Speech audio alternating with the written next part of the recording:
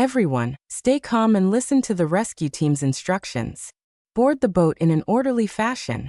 The familiar voice snapped me awake, and I looked down and realized I was still alive. In days. I noticed a hand clinging tightly to mine.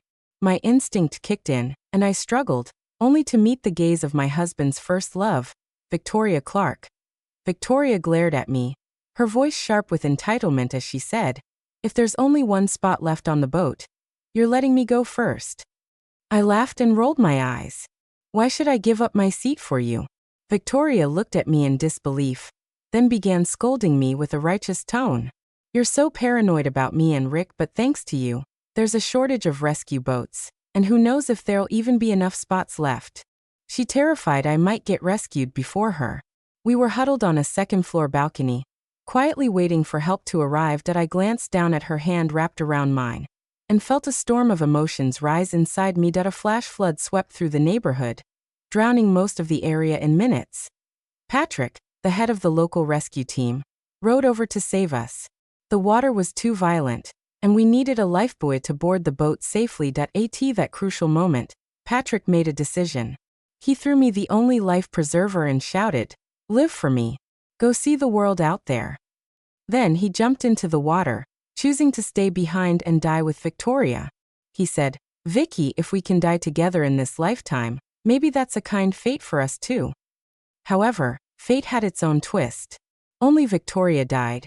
Patrick was pulled from the flood just in time by his teammates.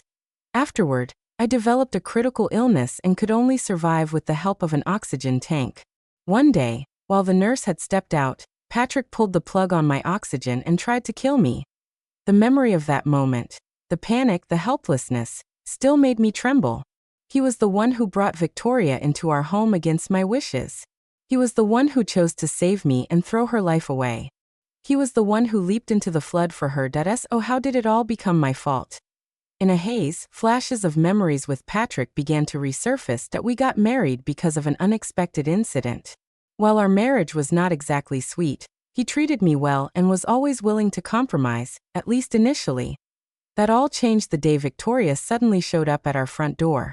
She stood there with a radiant smile, casually greeting Patrick as if I did not even exist. Without warning, she walked straight in and wrapped her arms around him. I was completely thrown off because I did not know who she was. I shot up from the couch, yanked her away, and shouted, demanding to know why she was trespassing and clinging to my husband. Patrick's face instantly darkened. He stood up and scolded me in front of her, yelling that I should stop spouting nonsense, and that if I kept going, he would not hesitate to file for divorce.